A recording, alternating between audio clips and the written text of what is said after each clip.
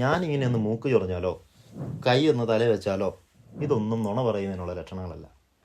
ഒരാളുടെ നുണ കണ്ടുപിടിക്കാൻ അത്ര ഈസിയാണോ? Let's talk about baseline. ആദ്യത്തെ കാര്യം എന്താണെന്ന് വെച്ചാൽ there is no single behaviour for finding deception. We are looking for stress indicators. Yes, a cluster of stress indicators. അതായത് ഞാനിങ്ങനെ ഒന്ന് മൂക്ക് ചൊറിഞ്ഞാലോ കൈ ഒന്ന് തല വെച്ചാലോ ഇതൊന്നും നുണ പറയുന്നതിനുള്ള ലക്ഷണങ്ങളല്ല. ഒന്നാമത്തെ കാരണം എന്ന് പറയുന്നത് നമ്മളെല്ലാവരും ഡിഫറെൻ്റ് ആണ്. ഇമാജിൻ നിങ്ങളൊരു ഫ്രണ്ട്, അദ്ദേഹം വളരെ കൈയൊക്കെ യൂസ് ചെയ്ത് വളരെ ബോഡി മൂവ്മെൻറ്റ്സ് യൂസ് ചെയ്ത് സംസാരിക്കുന്ന ഒരാളാണെന്ന് വിചാരിക്കുക. നിങ്ങളൊരു ട്രിക്കി ക്വസ്റ്റ്യൻ ചോദിച്ചു. ആ ഒരു സ്പോട്ടിൽ തന്നെ അദ്ദേഹത്തിൻ്റെ ബോഡി മൂവ്മെൻറ്റ്സ് പെട്ടെന്ന് സ്റ്റോപ്പായെന്ന് വിചാരിക്കുക. സംതിങ് അൺയൂഷ്വൽ അല്ലേ? അതിനർത്ഥം അദ്ദേഹം നുണ പറയുന്നു എന്നുള്ളതല്ല. നിങ്ങൾ ചോദിച്ച ക്വസ്റ്റ്യൻ അദ്ദേഹത്തിന് ഒരു സ്ട്രെസ് ഇൻഡ്യൂസ് ആക്കി എന്നുള്ളതാണ്.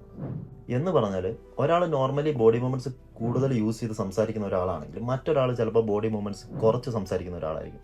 സോ ഈ ഒരു ഡിഫറൻസ് ഓരോരുത്തർക്കും ഓരോ രീതിയിലായിരിക്കും. അടുത്തത് കോണ്ടെക്സ്റ്റ്. കോണ്ടെക്സ്റ്റ് എന്ന് പറഞ്ഞു കഴിഞ്ഞാൽ ഒരു വ്യക്തിയുടെ നോർമൽ ബിഹേവിയർ ഓരോ സാഹചര്യത്തിലും ഓരോന്നായിരിക്കും. നമ്മൾ ഓഫീസിൽ ബിഹേവ് ചെയ്യുന്ന നമ്മുടെ നോർമൽ ബിഹേവിയർ ആയിരിക്കില്ല നമ്മൾ വീട്ടിനുള്ളിൽ ബിഹേവ് ചെയ്യുന്നത്. നെക്സ്റ്റ് എന്ന് പറയുന്നത് ലുക്ക് ഫോർ ചേഞ്ചസ്. അതായത് ഒരാൾ റിലാക്സ്ഡ് ആയിട്ടിരിക്കുമ്പോൾ അയാളുടെ ബിഹേവിയറും അയാൾ സ്ട്രെസ്സിലേക്ക് ചേഞ്ച് ആകുമ്പോൾ ഉണ്ടാകുന്ന അയാളുടെ ബിഹേവിയറും ഇതിന് രണ്ടിനും ഇൻ ബിറ്റ്വീൻ വരുന്ന ഒരു ട്രാൻസിഷൻ ബിഹേവിയർ ഉണ്ടാകും. ആ ഒരു ചേഞ്ച് നിങ്ങൾക്ക് എത്രത്തോളം ആക്യുറേറ്റ് ആയിട്ട് റീഡ് ചെയ്യാൻ പറ്റുമോ, നിങ്ങൾക്ക് അത്രത്തോളം ആക്യുറേറ്റ് ആയിട്ട് സ്ട്രെസ്സ് റീഡ് ചെയ്യാൻ പറ്റും. ക്ലസ്റ്റർ ഓഫ് ക്യൂസ് എന്ന് പറഞ്ഞു കഴിഞ്ഞാൽ ഏതെങ്കിലും ഒരു ബിഹേവിയർ ബേസ് ലൈനിൽ നിന്ന് ചേഞ്ച് ആയെന്ന് കരുതി നമുക്കൊരാൾ സ്ട്രെസ്ഡ് ആണ് അല്ലെങ്കിൽ അയാൾ അൺയൂഷ്വൽ ആയിട്ട് നമ്മൾ എന്തെങ്കിലും കണ്ടു എന്നൊന്നും പറയാൻ പറ്റില്ല. At least we need 3 or more behavior changes from the baseline. So ഇപ്പോൾ ഒരാൾ ഫിഡ്ജറ്റ് ചെയ്യുന്നു എന്നതുകൊണ്ട് മാത്രം അയാൾ സ്ട്രെസ്ഡ് ആണെന്ന് പറയാൻ പറ്റില്ല. But at the same time he or she is avoiding eye contact and getting nervous, then that's A red flag. So here is A trick. സ്റ്റാർട്ടിങ്ങിൽ നമുക്ക് വളരെ നോർമലായിട്ടോ അല്ലെ വളരെ സിമ്പിളായിട്ടുള്ള ക്വസ്റ്റ്യൻസ് ചോദിക്കാം. അതായത് ഒരാൾ നോർമലായിട്ട് ബിഹേവ് ചെയ്യാൻ സാധ്യതയുള്ള ക്വസ്റ്റ്യൻസ്.